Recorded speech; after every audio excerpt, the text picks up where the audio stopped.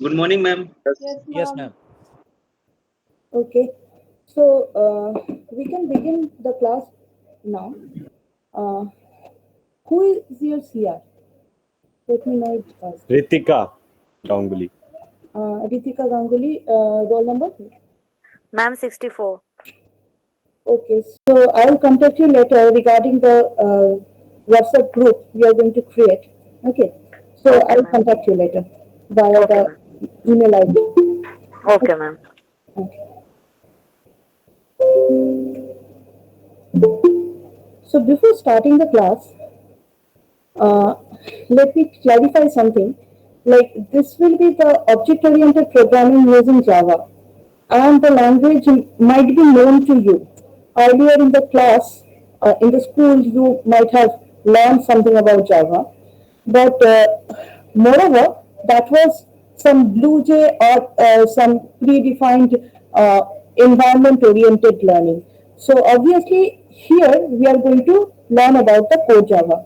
So a little bit of difference will be there. Your earlier knowledge may interrupt, but still we will try to get into the pure core Java. Okay. So before going to the Java programming, we will start today with the object-oriented concepts. Now, what is a computer programming? When we need to have a computer programming, suppose you have to solve a problem, and the problem is to be solved again and again. Then only we need a computer programming or something like we have a problem and that will come only once in our lifetime. So for that purpose, we need not to have any kind of a machinery to solve it. Obviously, yes or no? Do you need a machinery to solve a problem which will only come once in your lifetime? No, no. You will solve it of your own. But if the problem is coming again and again, then there will be a requirement of the machinery so that it can be solved very easily and faster way. So then we will think about to solve the problem using the computer programming.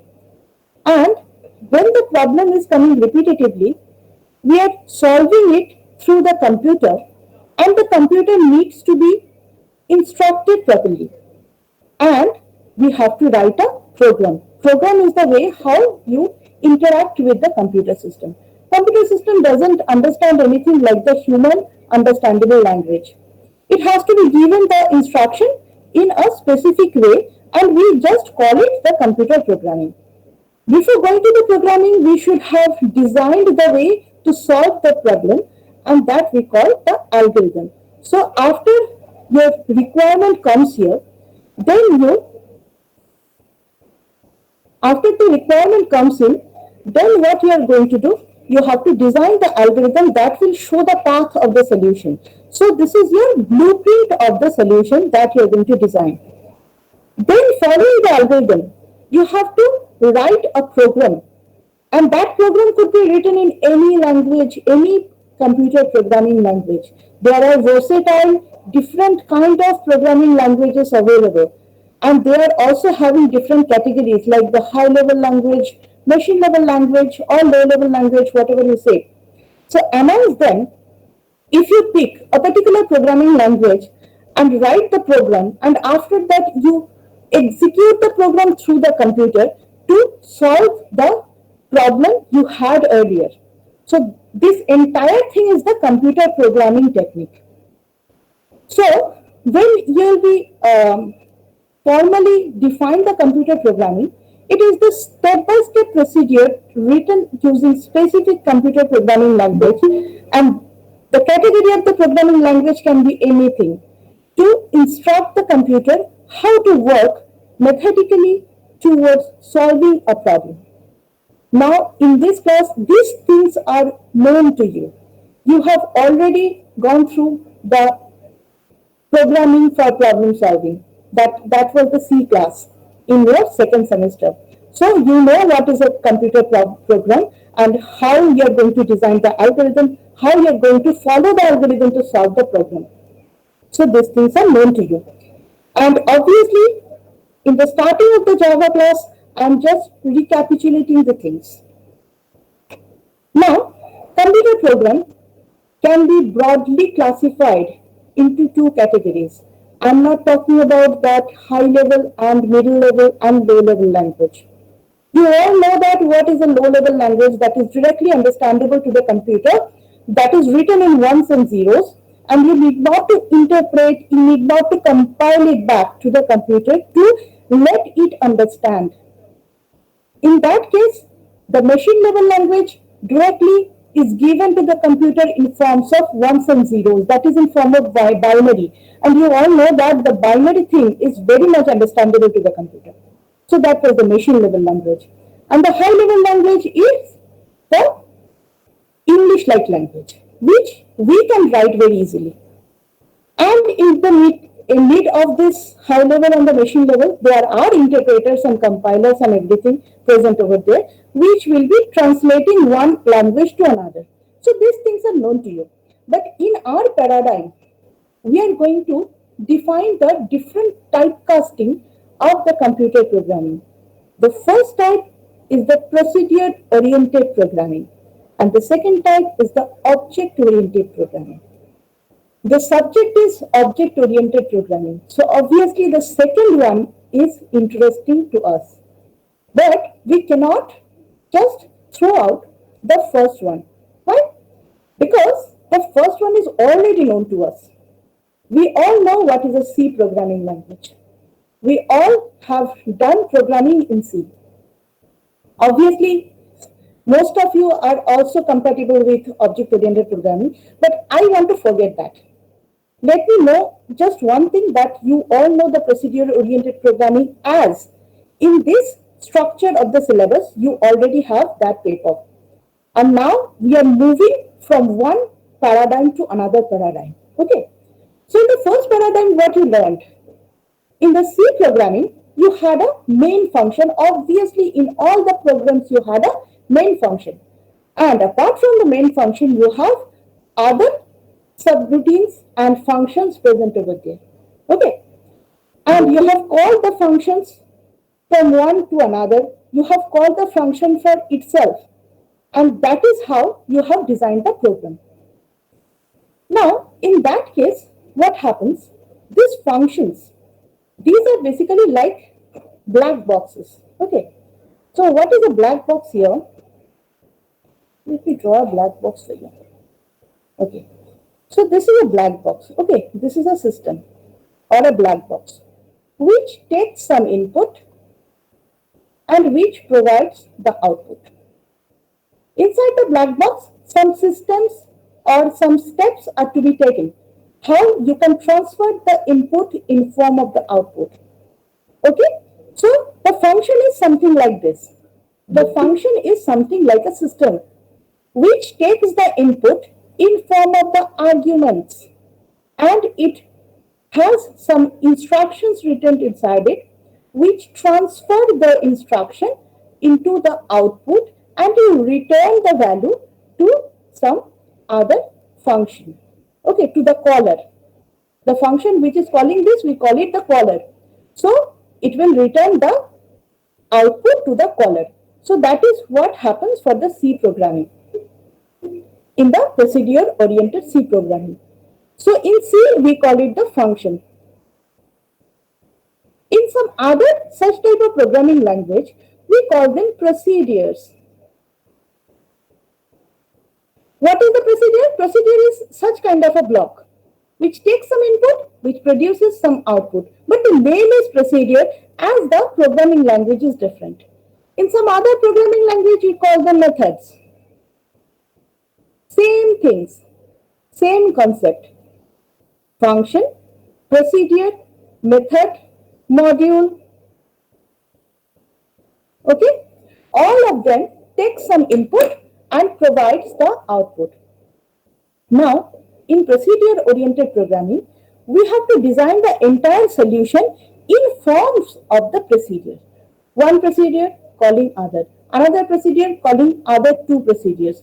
From there, you may call the first procedure also. So this is how the entire thing will go on. Okay. But the object-oriented paradigm is something different. In the object-oriented paradigm, what we do, the entire problem, suppose you have given a problem and that you have to solve in form of a programming.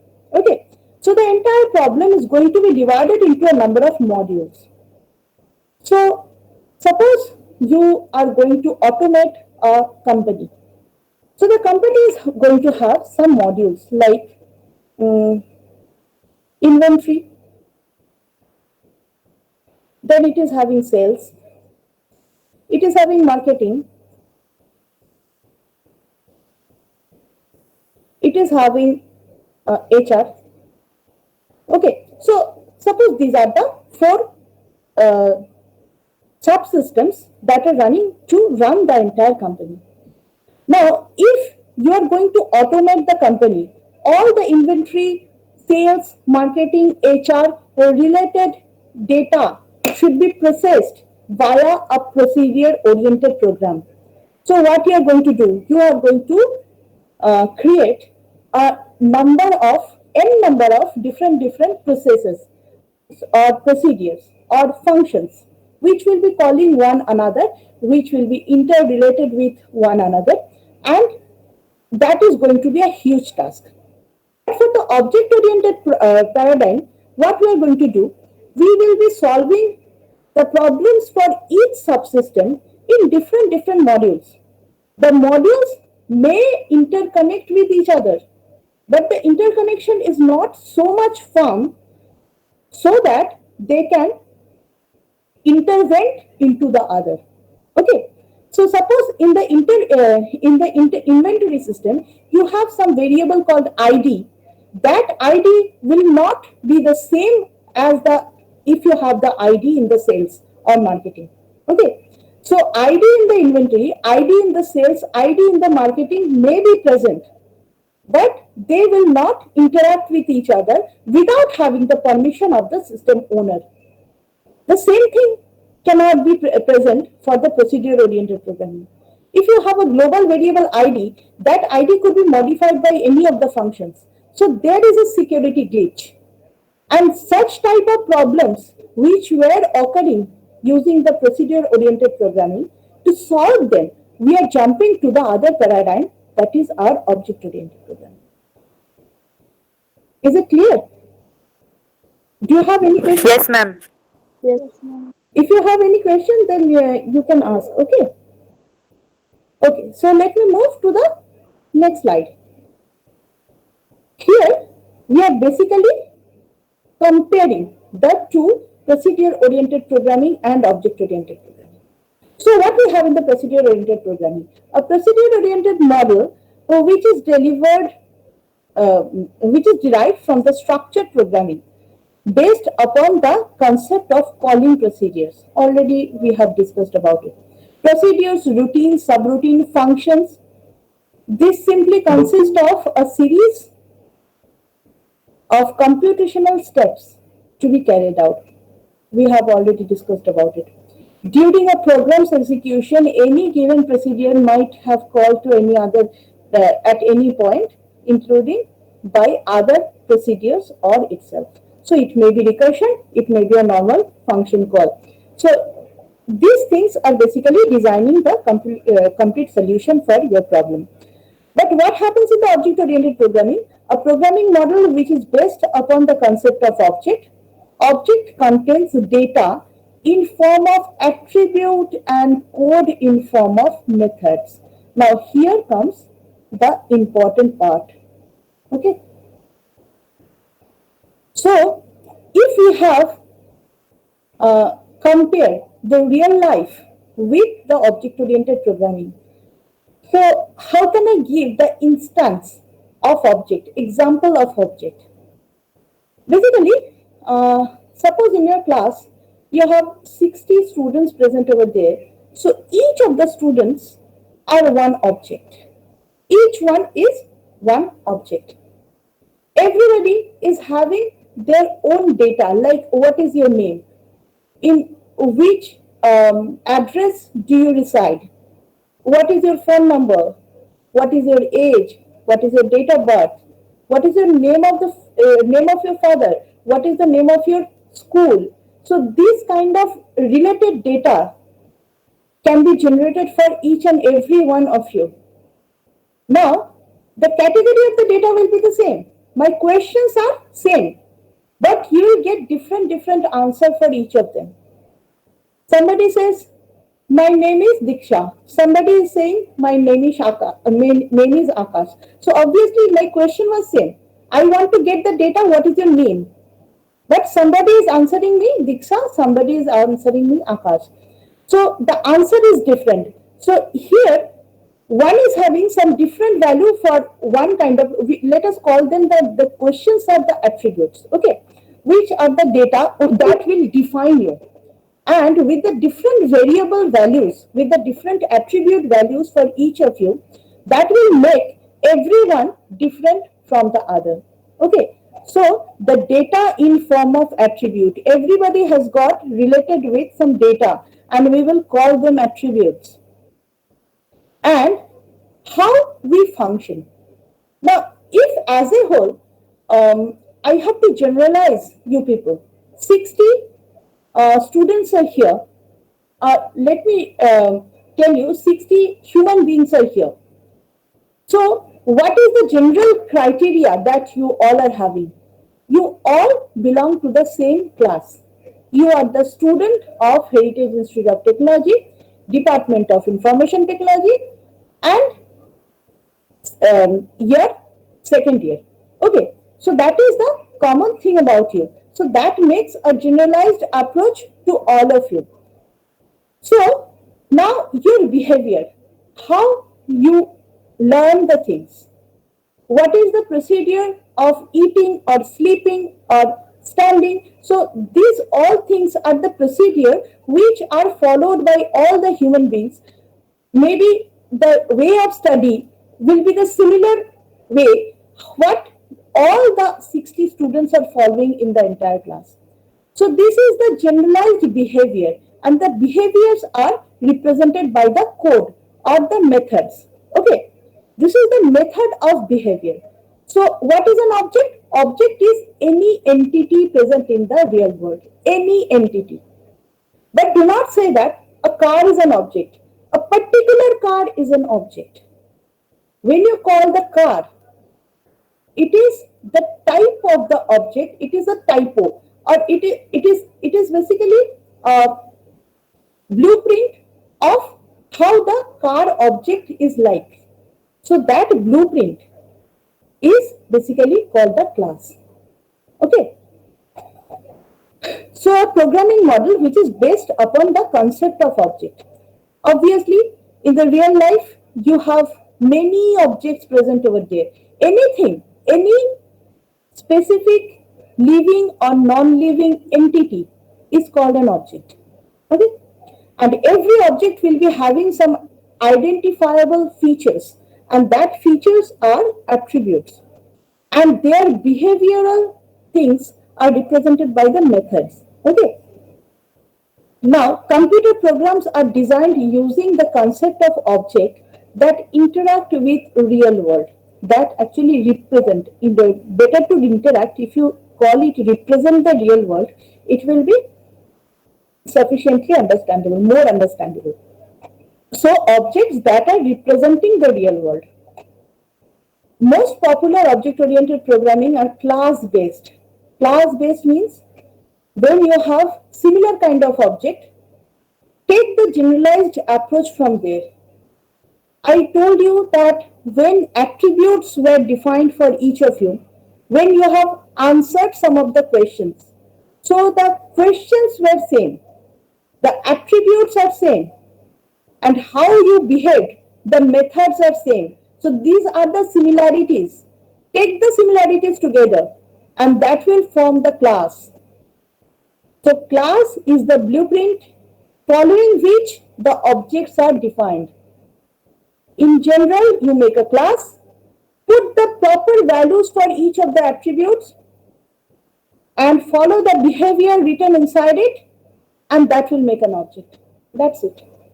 You are all familiar with the concept of structure. Structure and union. I'm not going to the union, so that is different. Structure. So in the structure also, there were a number of variable defined inside a module. So such kind of a module is the class.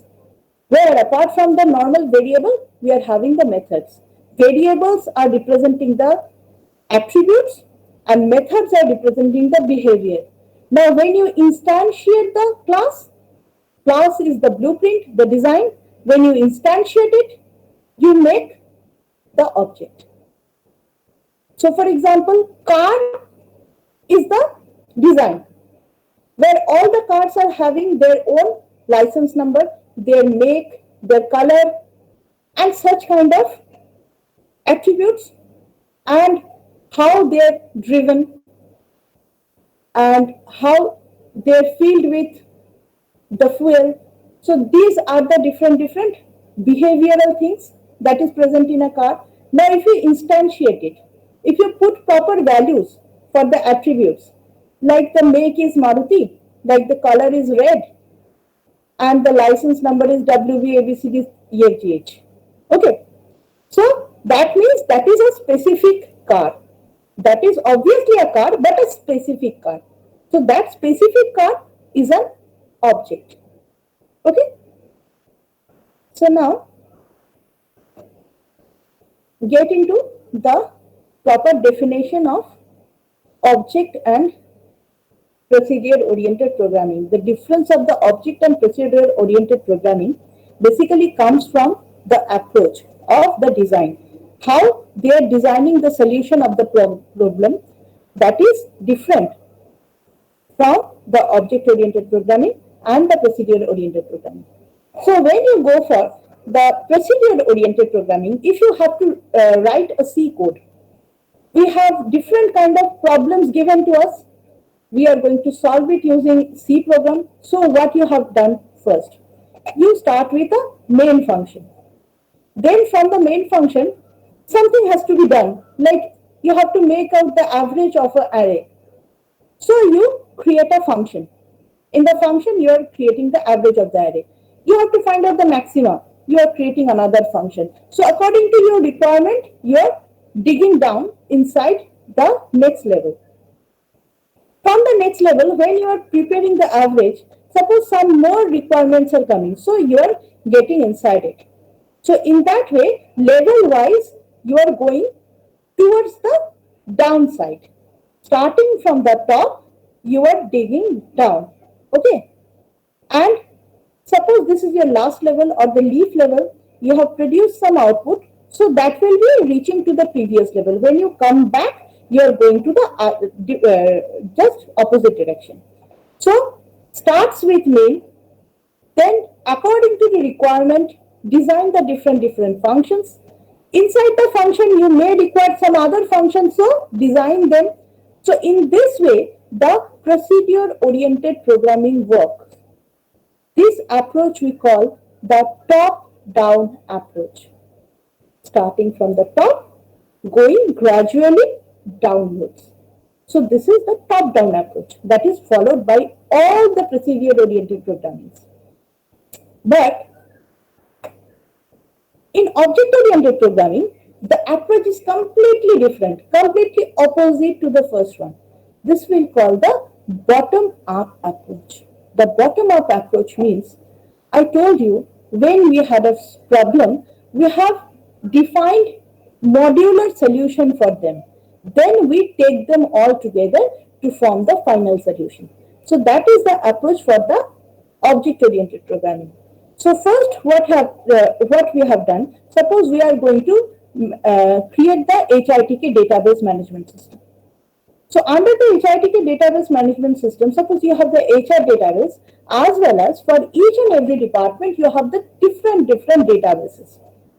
Obviously, the entire database is part of the HIT database.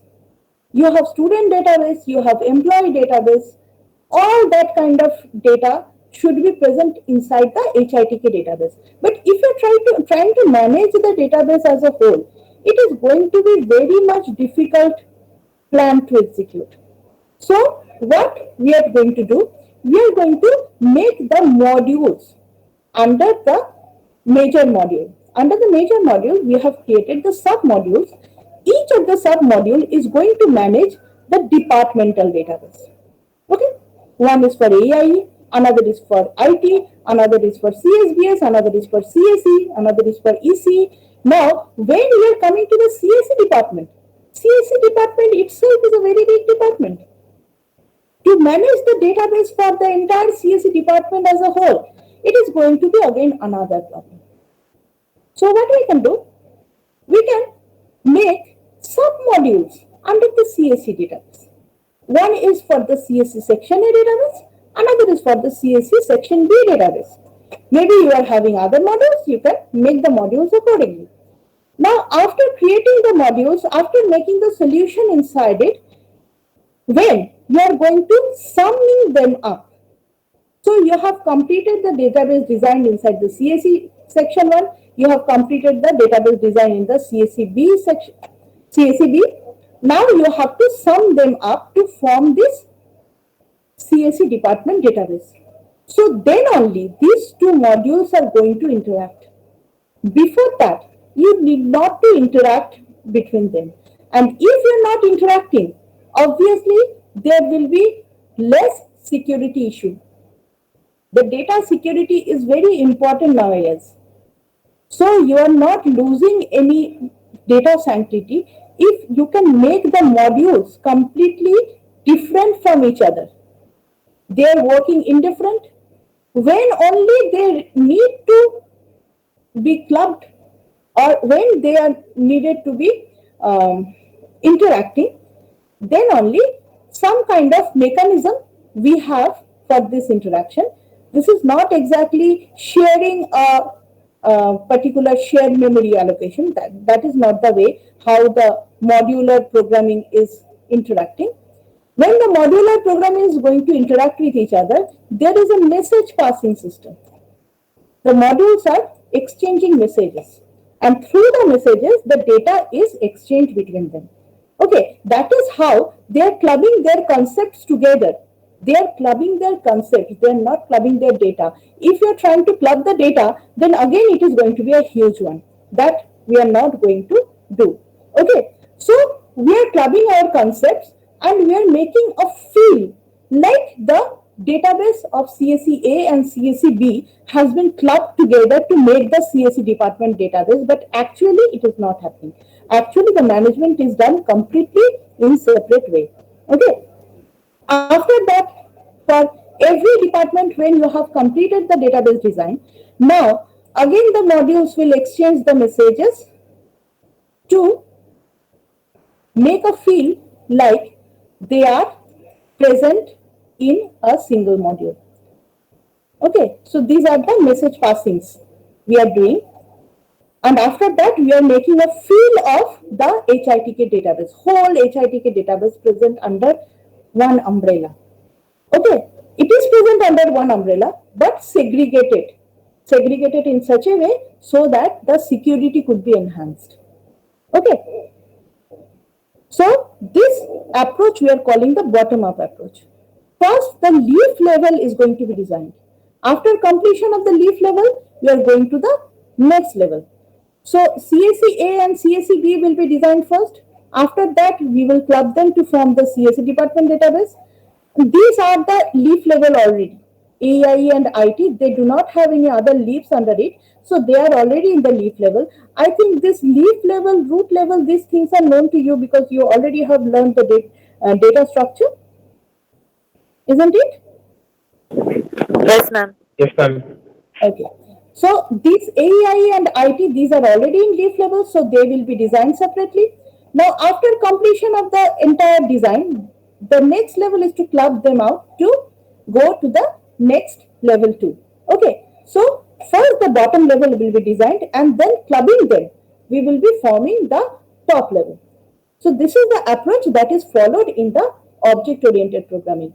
So this is much more acceptable for the industry-oriented problem solving or industry-oriented solution designs. Why? Because when you are giving a problem to an industry, a software industry is accepting your problem, they have to design a software for you. Obviously, they will be employing a lot of people in that particular project, but not all of them are working in the same module. The complete thing will be divided into module basis, and on each of the module, one of the team is going to work. Okay. Now, if the procedure-oriented programming you are going to employ here, so obviously each of the team will be working on one of the process or one of the procedure, but the interaction, the interconnection of the procedures are so intense, so that every time they have to talk with each other that I am writing this code, you are going to call my function so that you can get it from here. So this type of interaction every time they have to make. But in object-oriented programming, all the objects and all the classes are completely different from each other. In the next level, the packages are also different from each other. So when one team is working on one package, they are only concentrating on their package. They are not thinking about the other teams which will be using this package for their purpose. When they are going to use it, they will send messages and accordingly the things will be taken care of. Okay. So this approach is much more acceptable to the industry when they are solving a problem from their side. So for the object-oriented programming nowadays are very famous. So this is another glimpse of the difference between the object-oriented bottom-up approach with the top-down approach that we follow in the procedure-oriented programming. You can see here the main program. This is the procedure-oriented programming. From there, they have called the function 1 and function 2. Function 1 is calling function 3 and function 4. This same function 4 is called by the function 2 also. Function 7 is called by function 3 and function 6 as well. So this type of a structure, tree structure, will be, this is not a tree structure actually. The graphical structure is going to be created for the procedure-oriented programming. Now what is happening for the object-oriented programming? Two global data sets are present over here and three object modules are present, where each of the modules have their own function area as well as the local data. They are solving their problem inside their boundary, and if they need some data, they are sharing the data which is present globally over here. Okay, so this is how the object-oriented programming and procedure-oriented programming actually works. Now, the next question will be, obviously, we discussed about two different paradigms, and now it is known to you that object-oriented programming is much more acceptable to the industry when we are solving the problem in much more real-life oriented way. So, object-oriented programming will be acceptable to us. So, these are the basic advantages that we have in the object-oriented programming, but we lack in the procedure-oriented programming. So the first point present over here is the data hiding or security.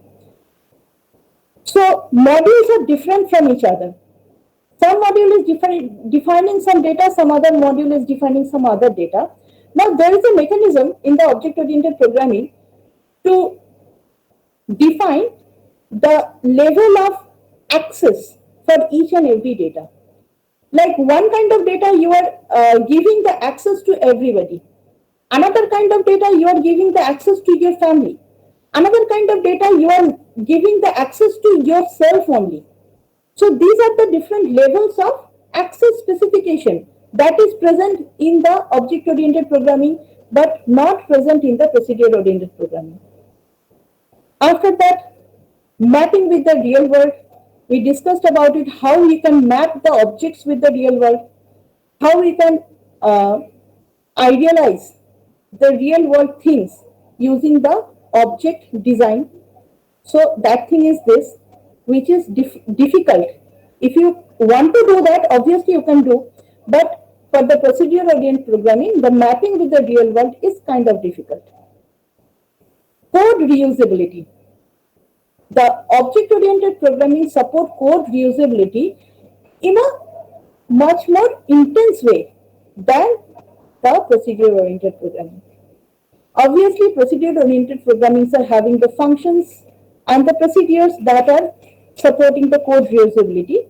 But when you go to the object-oriented programming, different paradigm of the object-oriented programming, you can see that the level of code reusability is much more in case of the object-oriented programming. Data abstraction. Now, what is an abstraction? So,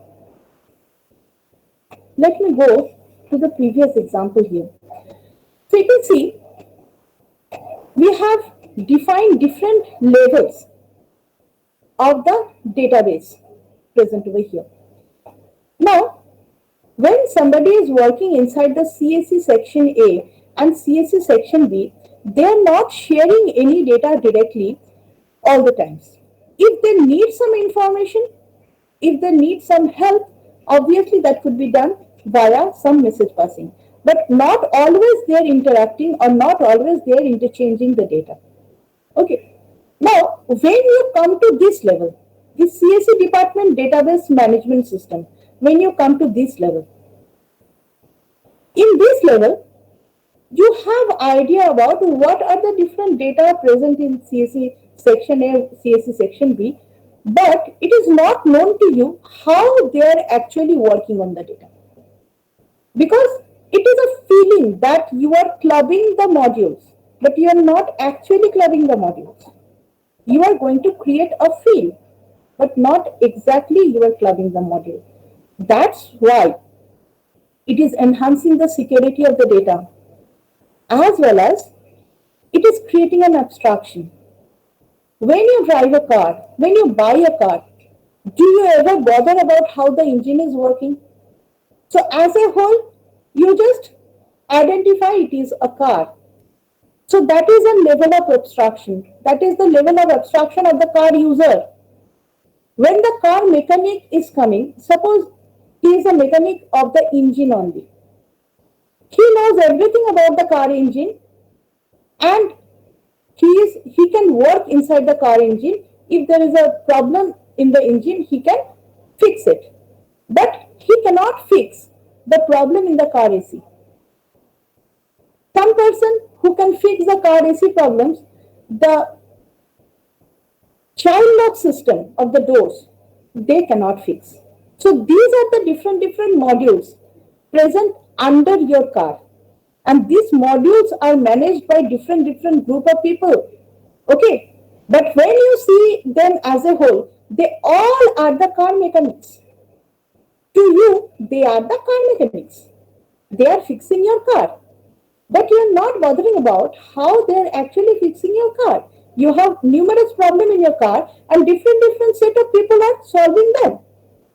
Okay. So this is called the level of abstraction. When one module is working, the peer modules are not bothered how they are working.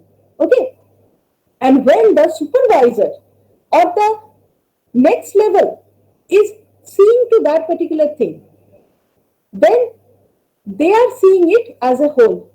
They are not going into the detail. So that means it is an abstract view.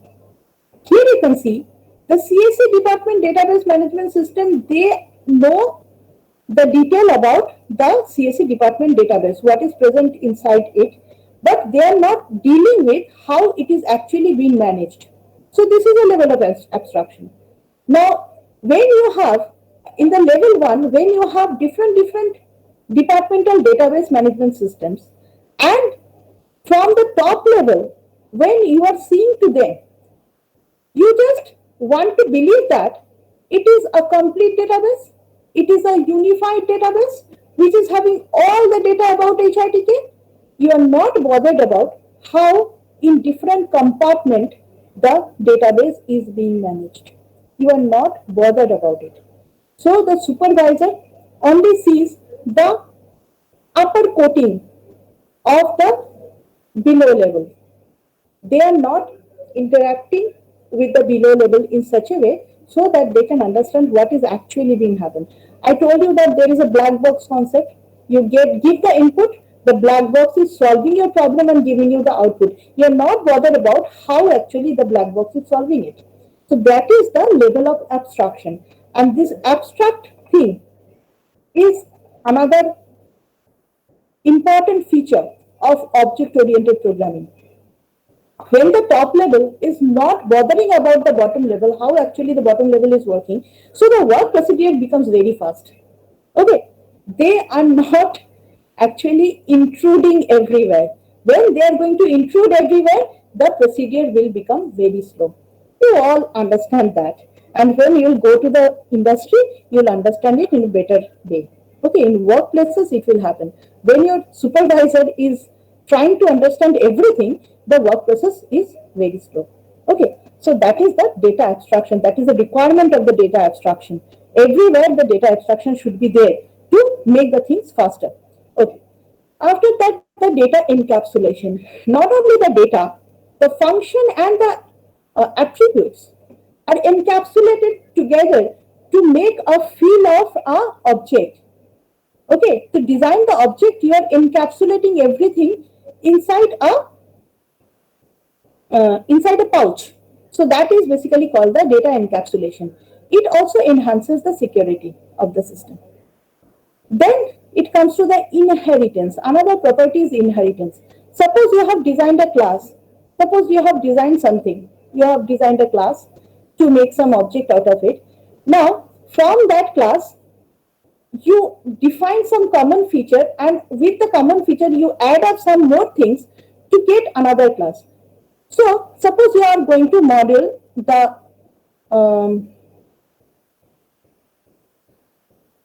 rectangle.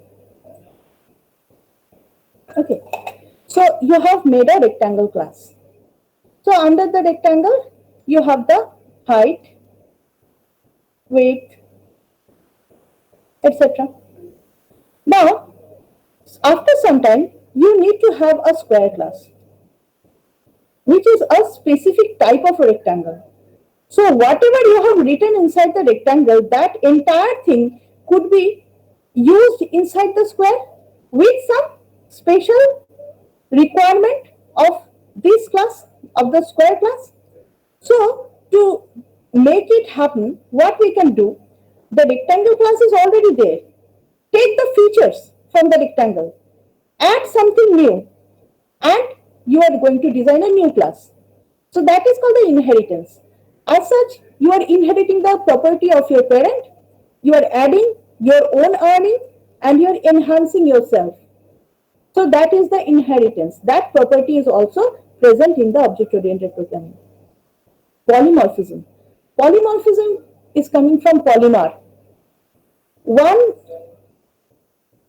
type of thing can be represented in different way.